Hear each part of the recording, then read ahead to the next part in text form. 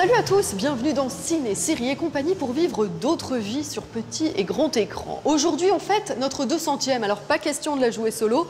On a l'esprit d'équipe, comme les Avengers. Certes, Charlotte, Stéphane et moi n'avons pas croisé la route d'Iron Man ou de Captain America, mais tous ceux et celles que nous avons rencontrés au fil de ces 6 dernières années avaient vraiment l'étoffe des héros. 200 numéros pour tenter de répondre à la question « Qu'est-ce que le cinéma ?» à travers le prisme de la mise en scène. 200 fragments d'une parole, organisés autour du décor, du plan séquence ou de la direction d'acteur. On se le dit les filles, 200 rencontres et le mystère reste entier, mais nous on continue de chercher. 200 rencontres avec des showrunners, des réalisateurs, des scénaristes et des acteurs, tous dingues du petit écran. 200 déclarations d'amour signées Isabelle Claire et 200 plongées dans la tête des plus grands. Alors au sommaire de cette 200e et dans le désordre, Frédéric Becbédé, Toni Collette et Drew Barrymore, The Lumineers, Matthew Penn et pour commencer, Valeria Bruni-Tedeschi.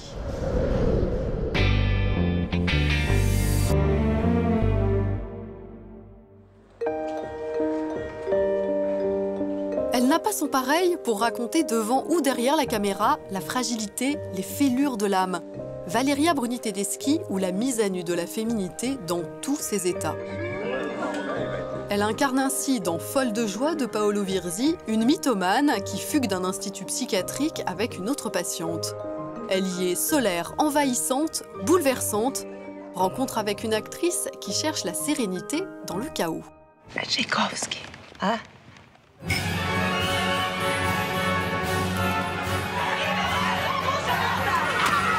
Qui si deve avvertire subito le forze dell'ordine.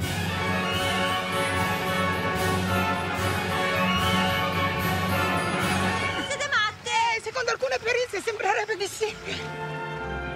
Valeria, comment on appréhende la folie d'un personnage? Avec beaucoup de rigueur ou avec sa propre folie à soi? En fait, le travail que j'ai fait était un peu de demander, disons, à mon surmoi, c'est-à-dire mon policier intérieur, qui est toujours très présent, presque toujours très présent avec sa casquette et son pistolet et tout, d'aller en vacances le temps des scènes et de voir qu'est-ce qui se passait si le surmoi était plus là.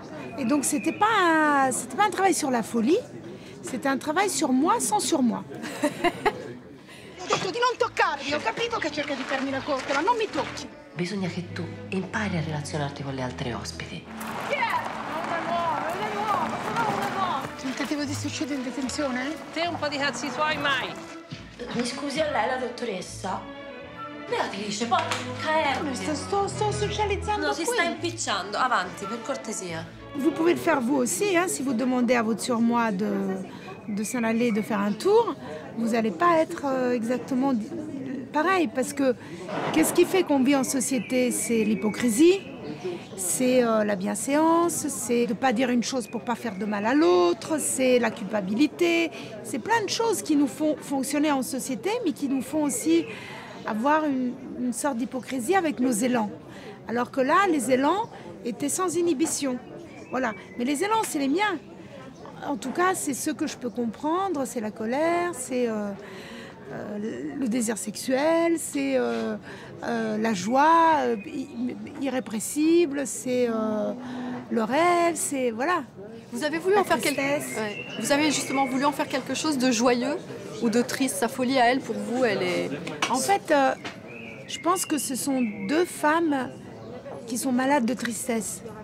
Et toutes les deux. Et mon personnage, pour ne pas se liquéfier de pleurs, est obligé de chercher la joie. C'est comme un mouvement contraire qu'elle doit faire pour rester, pour pas se noyer. C'avevo solo Renato in testa, poi... Fare l'amore dappertutto, cioè anche in macchina chiaramente, il cinema. Abbiamo anche fatto l'amore in chiesa, perché tra di noi c'era molto eros, è una cosa così misteriosa. Poi lui, Renato, non è un intellettuale, ma è un amante meraviglioso, pieno di inventiva, di... Ma ci sta annoiando? Mi trovi noiosa? Maria, ma sei spezzato? Che dici? Si porta in cucina? Mi stai ascoltando la musica? Guarda che se non ti interessano le mie cose me lo puoi dire, eh? No, ma ti sentivo. Una cosa che non sopporto nella vita è l'ipocrisia. Votre partenaire, Michaela Ramazzotti, raconte que vous avez beaucoup pleuré toute toutes les deux pendant ce tournage? Quand je demande à mon policier de s'en aller, je pense que je pleure parce que je suis quelqu'un, je me sens plein de larmes. Mais après, dans la vie, je pleure pas. Enfin, je pleure moins que elle parce que disons, je fonctionne sans pleurer tout le temps, sinon ça embête tout le monde. Mais je pleurais beaucoup et c'était une période où je pleurais, mais dans la vie. Mais elle a du panache. Physiquement, elle a du panache. Vous allez trouver ça hallucinant. J'ai pensé à Madonna. Par cette blondeur, cette tenue. Ah, c'est gentil. Elle a un côté un peu pop star, quoi. Ouais, c'est ça, ouais, c'est vrai. C'est Paolo, il avait l'idée de ses cheveux longs, blonds. Moi, j'ai dit, je voudrais les cheveux courts. Il m'a dit, oui, d'accord, c'est sa façon de... Et après, il dit, mais essaye quand même long. Donc, c'est sa façon. En fait, il avait déjà tout, la vision du personnage, mais il m'a laissé croire que je la trouvais moi. Ho appena preso una taglia. Ho spaccato la cerniera di un tubino Dior che mi stava d'incanto. Se vuoi te lo faccio provare. Comunque ho un sacco di cose carine da farti provare se vuoi, di una stilista che vende solo a Milano o New York, una mia amica. Abitini corti, bellissimi ma corti. Io, vabbè, le gambe le posso ancora mostrare, ma come si dice, siamo vicini al crepuscolo. Je voulais revenir à ce thème de la folie. Est-ce que pour vous, le cinéma, votre métier d'actrice et de réalisatrice, est une source d'ordre, d'apaisement ou de désordre? Et peut-être de désordre nécessaire, d'ailleurs. Oh, c'est une source de désordre nécessaire et qui m'apaise. Pour moi, c'est essayer de mettre en ordre, à ma façon, le désordre de la vie, de lui donner un ordre à moi.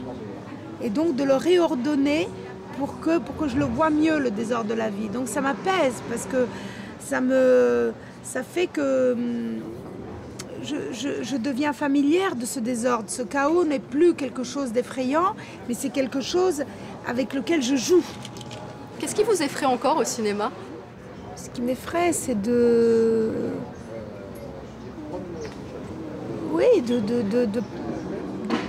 travailler et que ça passe pas la rampe. C'est effrayant parce que c'est une souffrance. Ça m'est déjà arrivé de travailler et de sentir que ça fait pas le saut pour arriver aux autres. Quand est-ce que vous êtes la plus heureuse dans votre vie d'artiste? À l'écriture, quand on écrit un scénario, tout d'un coup, on pense à une scène, on l'avait résumée et tout ça. Et puis on l'écrit, et puis il se passe autre chose, comme si les personnages parlaient tout seuls ou décidaient quelque chose. Et la scène se fait presque malgré nous sous nos yeux. Et en tant qu'actrice, pendant une scène où je me surprends, où quelque chose me surprend, où la vie fait irruption dans la scène de façon éclatante et surprenante. Et comme metteur en scène, pareil. Pareil. C'est-à-dire de voir quelque chose auquel on ne s'attendait pas qui se fait sous nos yeux. Ça, c'est vraiment ça le bonheur. Bonheur d'une actrice et réalisatrice pour qui le cinéma est finalement moins une thérapie que le lieu de l'inattendu.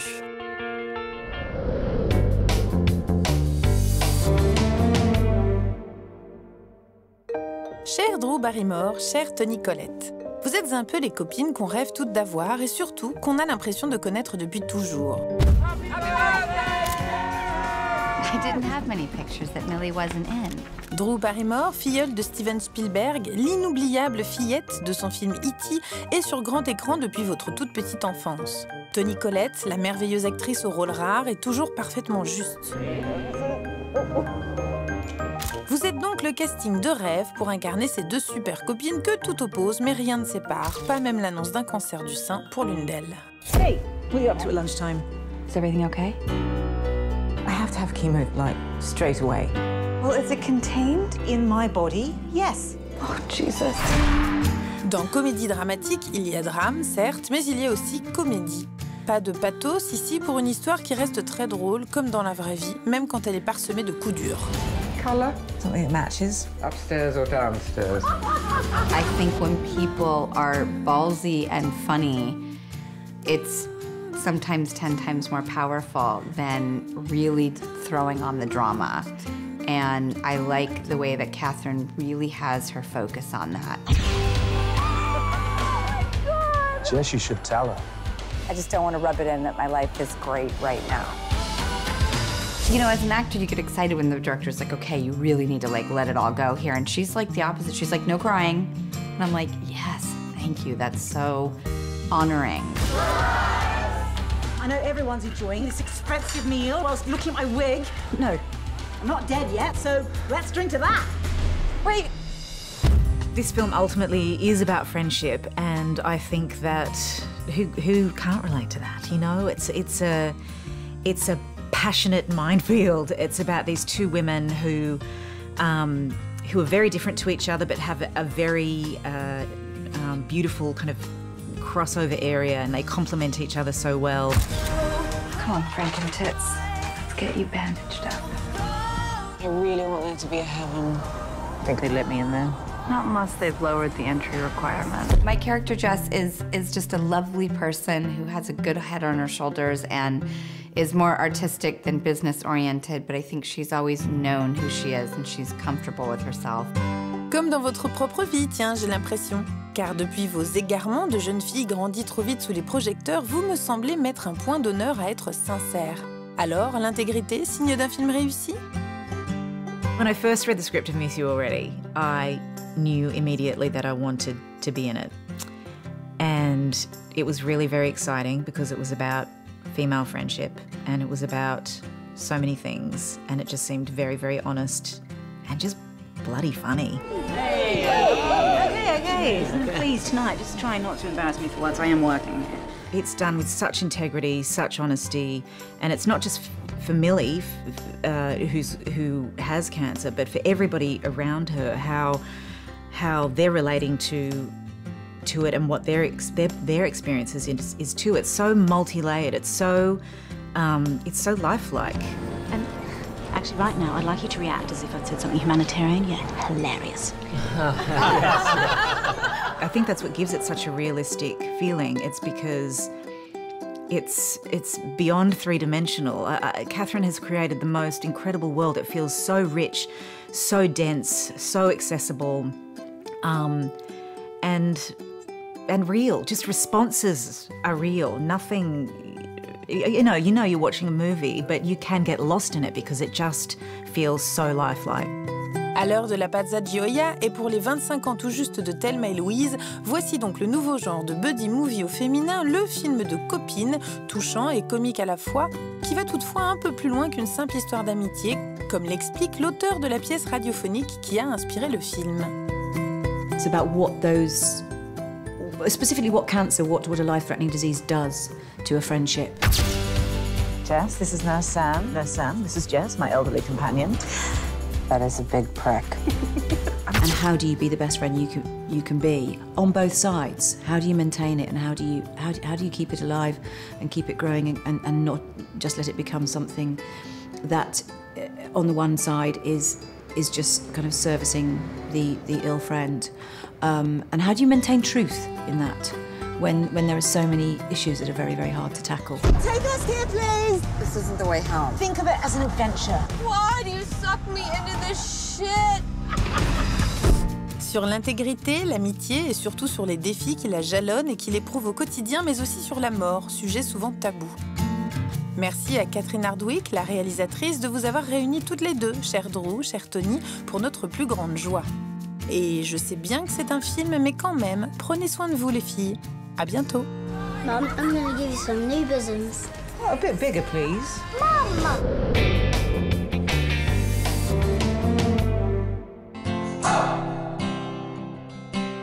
Chaque semaine, l'extra interview replonge une personnalité dans ses souvenirs cinéma et séries. Aujourd'hui, nous rencontrons l'homme derrière l'un des plus grands tubes de ces dernières années, l'obsédante Ho Hey, avec ses quelques 248 millions d'écoutes sur Internet. Wesley Schultz, chanteur tout en émotion et en douceur de The Lumineers, nous parle de son amour pour les films à la mythologie unique comme The Revenant et des personnages complexes qui peuplent les séries à l'image de Tony Soprano. Un anti-héros qui a vraisemblablement inspiré son écriture. I was wondering in any way if watching movies and television was a way for you to learn how to write, maybe without knowing it. Yeah, I think what I learned through something like cinema was that the most frightening of villains were the ones that, you know, had this soft side to them. Yeah. Because it was easier to make someone black and white wrong, and that was safer. But when someone was nice, I think that's why The Sopranos were such a successful show, and really, I think, haunted people because they realized he led this double life, and he was really a good guy in some ways and a really terrible person in other ways. So I think when I write, I try not to be the characters in the songs. I would never want them to be polarized, good or bad, but have this sort of quality about them where no one's really a good guy or a bad guy. And you've decided to put an actress on the cover of your new album? Yeah, Theda Bara, yeah. How comes? And when I saw this photograph, it literally kind of stopped me and grabbed me, and I had to know more about who is this person. And it's from 1917, and the movie itself, Cleopatra, was a silent film that was burned in a fire at the Fox Studios, so it's gone now. I think 20 or 30 seconds of it still exists. So it's kind of this mysterious, lost film, they call it. And she was so popular, she was at this height of popularity, and then, silent film era ended, and then sound came in, and then she kind of fell into more obscurity. And there is this video from this album called Ophelia, and I watched it and I found it very cinematographical. There was this thing that reminded me of Mummy, the movie of Xavier Dolan, where you have a square screen and then the walls open and you have a full screen. Yeah, it was the director Isaac Ravishankara, his idea. I think when I described to him what it felt like to tour that long for 3 years on the same music on one album, it feels like you're in this box. Yeah. And so escaping that in a physical form was to, expand the frame. And also, there was a sense of a musical, like old school musical, singing in the rain thing. And the idea was to sort of, Gene Kelly, kind of like Dancing in the Rain. The idea was, to not be at all a professional, to have an innocence about it, have a vulnerability, which wasn't that hard because I'm not a great dancer, so I had to learn all these steps. So there was this, I don't quite know what I'm doing, but I'm sort of But there is this childish side of it, like walking in the water, on the floor and stuff like that. Just like an innocence that I think he captured. There was another video that I watched that reminded me of a movie, it's Stubborn Love, which made me think of Boyhood. When we were young, we didn't know when it got cold.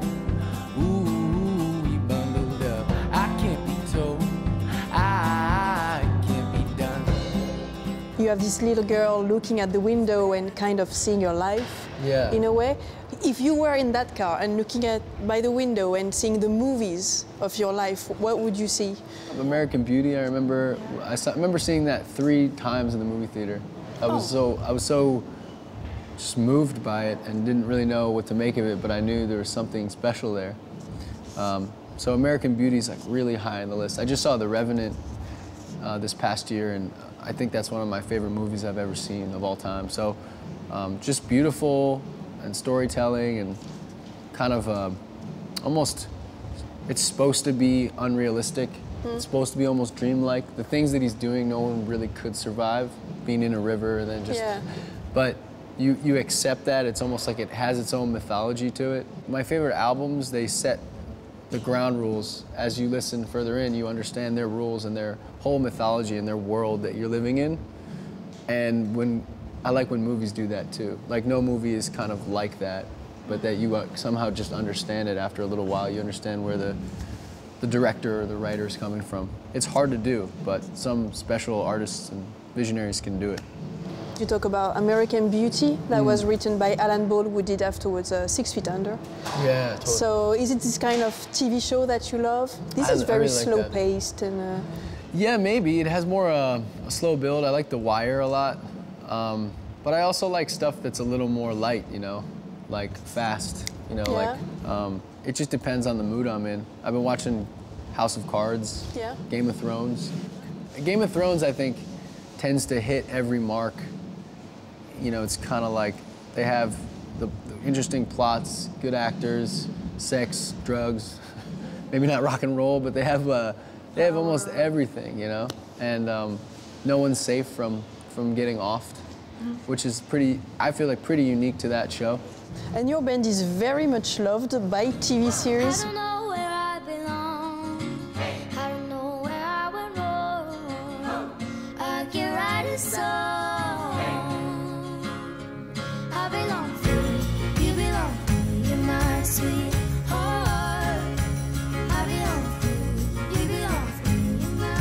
Is it a way for you to rediscover your songs when you see what writers or directors imagine being played on your song and you see characters do stuff you hadn't thought about?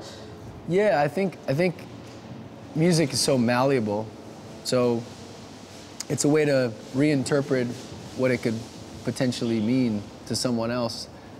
That to me is it sounds strange to say because I'm writing the lyrics, but it's just as valid. It's like once you write it down, it doesn't matter what my intentions were, it's out there and it's meant to provoke.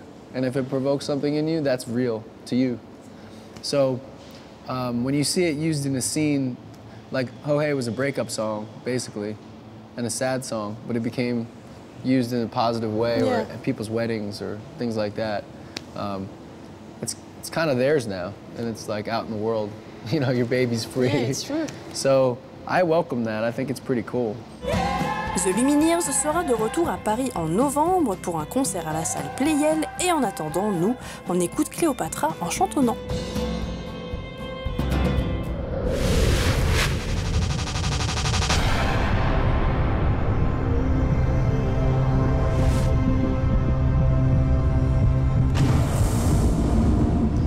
À suivre dans quelques minutes, le screen parfait et un réalisateur, que dis-je? Une personnalité, un véritable phénomène. Journaliste, romancier et réalisateur, Frédéric Beigbeder s'inscrit dans un mouvement dans lequel on peut trouver Philippe Claudel ou Christophe Honoré, des écrivains qui tournent des films. Le cinéma serait-il l'écriture moderne dont l'encre serait la lumière? On lui posera la question. Mais tout de suite, rendez-vous avec Madame et série. Et là encore, les super-héros sont partout, même les réalisateurs volent.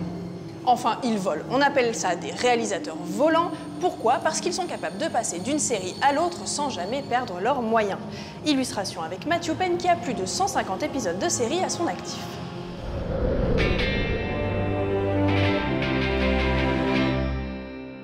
Cette semaine, on commence avec un conseil de lecture. L'universitaire Iris Bray se penche sur la représentation de la sexualité féminine dans les séries et c'est passionnant. Le plaisir féminin est-il toujours tabou? Les chaînes câblées ont-elles plus d'audace pour parler de masturbation sans rougir? Quelle place est accordée à la communauté LGBT sur nos écrans? Autant de questions auxquelles l'auteur répond sans détour en s'appuyant entre autres sur Masters of Sex, Girls, Transparente, Desperate Housewives ou encore Scandale. Et maintenant, changement de décor. Madame et série a profité d'une journée consacrée à la réalisation des séries durant le festival Sérimania pour s'entretenir avec le réalisateur Matthew Penn. À son tableau de chasse, Damages, Law & Order, Royal Pains, Orange is the New Black ou encore Secrets and Lies. I was a production assistant on a film in 1980. I then worked as an actor and I went into theater and I was directing theater and I directed in like a one-act festival, this is now years, where somebody at ABC saw it and liked it and wanted me to come in to direct kind of a soap opera, one of those daily, well, I had no money and we were having a son and so I said yes, but got there and thought, oh boy, I'm hoping to do better than something in prime time. And Law & Order was looking for directors. And the person that I worked with as a production assistant 12 years before introduced me because he was working for the man who was running Law & Order then. And it still then took 2 years for him to trust me enough to give me an episode. And he made it very clear, before I started shooting that if it wasn't going well, he'd just fire me and that would be it. Okay, Finn Carisi, go back to these two. Get me that video if it exists. De par son économie restreinte, la production de séries repose beaucoup sur la préparation et sur des temps de tournage respectés à la minute près. By the time I have a script that everybody likes, Usually they want me to just shoot it in as dynamic a way as I possibly can. Once you start shooting, you have very few notes, almost because by the time they're seeing what's being shot on day 1, you're on day 3. You know, by the time they're seeing 3, you're on 5 or 6, and you're done on day 7 or 8, you know. So the chief note period is during prep, during the 7 days that lead up to shooting. The director has 7 days to find all the locations, cast the roles, do all the things that are required to get that show in place for it to be to begin shooting. And that's when you're getting most of the notes. You'll have an opportunity to sit down with writers and go through, okay, so what did you mean here, and what's the essential thing here, and do you want this emphasis or that emphasis? Or I have an idea about this. Once you start shooting, strangely, that horse has left the barn, and it goes really fast.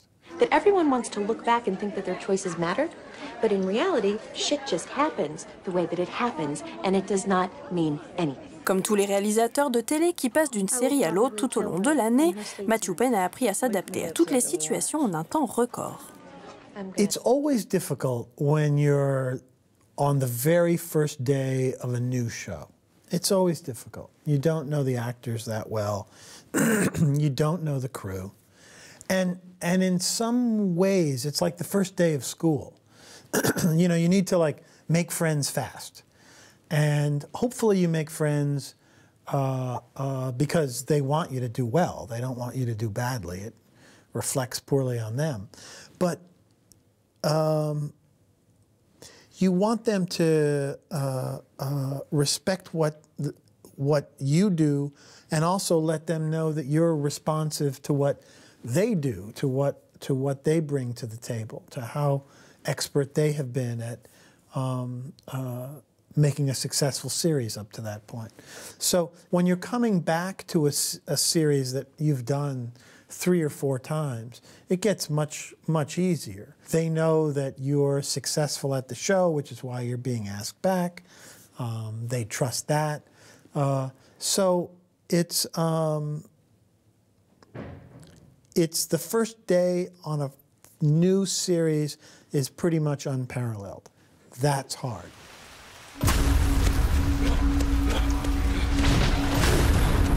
Si l'on parle beaucoup et à raison du fossé créatif entre les networks et les chaînes câblées, Matthew Penn considère qu'il se resserre pour ce qui est de la réalisation. Earlier this morning, a 5-year-old boy was found dead. The body was discovered by a jogger in the woods near his home.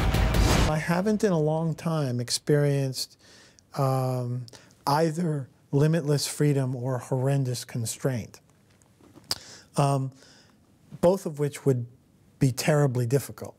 Limitless freedom, as I say, it's great to give a director limitless freedom, but they have to do then something. They have to shoot the scene in a particular way, or you know, and it has to tell the story. In general, as I say though, you'll have a little bit more liberty in cable than you will in network television, in just the same way that if you go to your favorite restaurant on the corner, it's going to cook food in a different way than McDonald's. McDonald's is trying to appeal to a lot of people. Now, I don't mean to equate network television to McDonald's. That's not a fair equation. And network television has changed enormously. You know, not that long ago, we were making a lot of terrible television. You know, just sort of boring, regular, you know. And in this last sort of 10, 15 years, television really changed. And it changed on both network and cable. So in general, it's a much, much better time.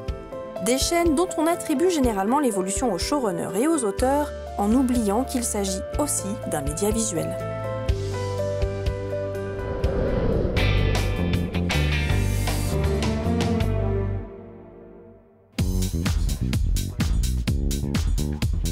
L'idéal, avec Frédéric Beigbeder, c'est qu'il ne se fixe aucune limite. Et oui, il est comme ça. Le journaliste, romancier et réalisateur passe pour la deuxième fois derrière la caméra pour retrouver la provocation d'une comédie noire sur la beauté. Je m'appelle Octave Parango et j'ai arrêté la publicité depuis que j'ai trouvé un métier bien plus amusant, scout. Il y a des gens qui cherchent du pétrole, parfois du travail. Moi, mon boulot, c'est de découvrir de nouveaux visages. Allez hop. Ah! Bonjour Frédéric. Ça va? Je vous aurais bien proposé de mettre en scène notre interview. Comment on aurait pu faire? Mais oui, parce que là, je dois préciser que c'est vous qui avez mis en scène ce décor ringard. C'est pas moi, hein. Ouais. J'aurais déjà fait en sorte qu'on puisse voir le doigt. Hein. Je crois qu'il y a quelque chose d'un peu transgressif. Si on met en scène comme dans l'idéal, on s'assoit par terre, on s'allonge comme ça, voilà. On fait comme ça? Voilà, très bien.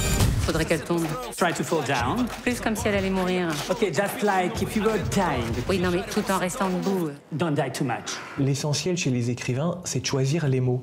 Qu'est-ce qu'il y a d'essentiel dans votre mise en scène? Choisir les mots, déjà. Il y a également quand même un scénario très écrit, des dialogues, des voix off. Et puis ensuite, chercher à ce que la séquence corresponde à ce que l'on veut faire ressentir. C'est plus compliqué. C'est-à-dire, le début du film est frénétique, il y a beaucoup de surimpression, beaucoup de plans-séquences. Chaque étape compte. On écrit le film, comme vous le savez, c'est 3 fois. Voilà, on écrit le scénario, on écrit au tournage et on écrit au montage. On écrit aussi en post-synchro. En post-synchro, on rajoute des phrases quand l'acteur est de dos. Par exemple, là, vous êtes de dos, vous pourriez rajouter une réplique où j'aurais l'air d'un con. Vous diriez quelque chose de très très méchant, que vous n'avez pas osé dire maintenant, mais vous pouvez oser le dire en post-synchro. Bah voyons Fred, on a la dent dure parfois, mais jamais cruelle. Au mixage aussi, vous pouvez rajouter des musiques qui commentent l'image. Donc en fait, il y a plein d'étapes qui sont toutes des étapes d'écriture. Vous réalisez pourquoi on est là? Le modèle idéal qu'on a créé porte une casquette de SS sur la tête. C'est quand même pas si choquant. Oui, enfin, se déguiser en nazi, être soumis, se faire fouetter, ça va, on l'a tous fait. Dans ce film, il y a vraiment un éventail assez large de ce qu'il est possible de faire. Il y a des scènes avec beaucoup d'effets spéciaux, il y a d'autres scènes beaucoup plus naturalistes. Je pense que ça évolue en fonction de l'histoire. Toute la première moitié du film, c'est l'exposition très sarcastique de son métier, scout. Et donc, on est plutôt dans un secteur, le secteur du glamour, de la mode, où là, c'est des lumières artificielles, on est dans des endroits très sombres, son appartement est très orgiaque, donc évidemment, c'est pas super éclairé. Il y a les séquences à l'Idéal Paris, qui sont des séquences avec le décor le plus fasciste possible. Et puis, quand ensuite il se révolte, il commence à s'humaniser, là, on va dans des lumières naturelles, des grands paysages, écran large, grand écran, avec des drones. Tout ce que permet aujourd'hui la technique, c'est-à-dire une grande liberté de mouvement. Plus on avance dans le film et plus la lumière est réaliste, est vraie. Alors justement, vous connaissez forcément cette phrase de Cocteau qui dit « Le cinéma, c'est l'écriture moderne dont l'encre est la lumière ». Ça, c'est quelque chose qui a pu vous inspirer en disant la vérité, elle doit d'abord venir de la lumière? Bien sûr, parce que... Enfin, quoique... j'aime une autre phrase de Cocteau. « Je suis un mensonge qui dit souvent la vérité ». Donc, la question, c'est est-ce que la lumière dit la vérité ou est-ce que la lumière ment? Dans ce film, on dénonce un mensonge. C'est le mensonge de la mode, de toutes ces images qu'on voit toute la journée, qui sont des images mensongères. Elles nous racontent une vie qui n'existe pas. Elles nous montrent des filles qui n'existent pas.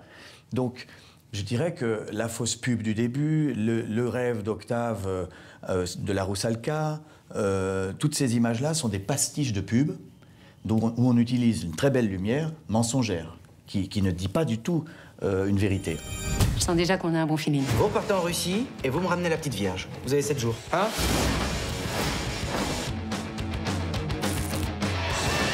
Allez, give me 5. Pas de contact physique. Ce film-là, ce qui m'amusait souvent, c'était dans une séquence donnée, peut-être essayer de faire dire ou de faire ressentir autre chose, c'est-à-dire essayer d'aller contre le but de la séquence. Je ne sais pas si c'est très clair, mais par exemple, vous avez au début ce plan séquence avec un petit garçon qui n'arrive pas à dormir, qui descend, il est dans une fête chez son père, et on voit ce petit garçon plongé dans une sorte de fête décadente qui n'est pas pour les enfants. Il n'a rien à faire là. On le suit avec une caméra dans son dos à la Gus Van Sant. Il passe devant des femmes nues et tout, il s'assied. Et finalement, la voix off dit « C'est là que tous mes problèmes ont commencé. comme si c'était quelque chose de féerique et qu'il était très heureux dans cet environnement. Et c'est le décalage. On est un peu choqué par les images, mais le personnage, lui, finalement, a l'air de se vautrer avec délice dans cet endroit où il n'est pas à sa place.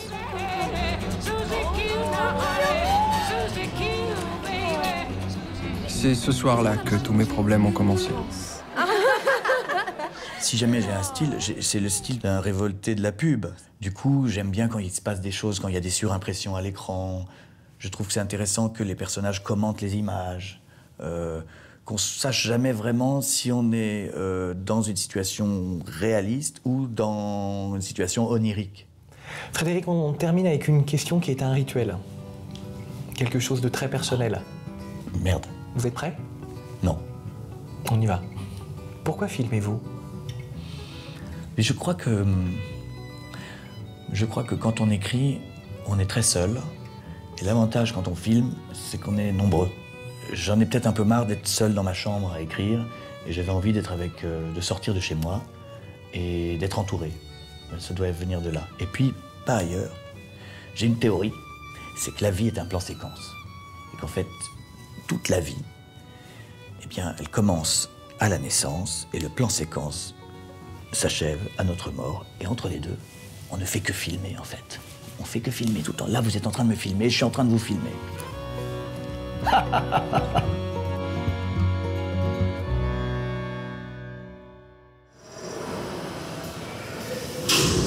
Ce 200e numéro s'achève sur une invitation à aller titiller l'incroyable Hulk. Enfin, plus exactement, à aller visiter cette exposition immersive et interactive. Marvel Avengers Station, c'est en ce moment à l'esplanade de la Défense. Ah, tiens, salut encore les copains. Coucou. Et d'ailleurs, sachez que la maison d'édition Hachette Heroes publie une série d'ouvrages ludiques consacrés à l'univers Marvel.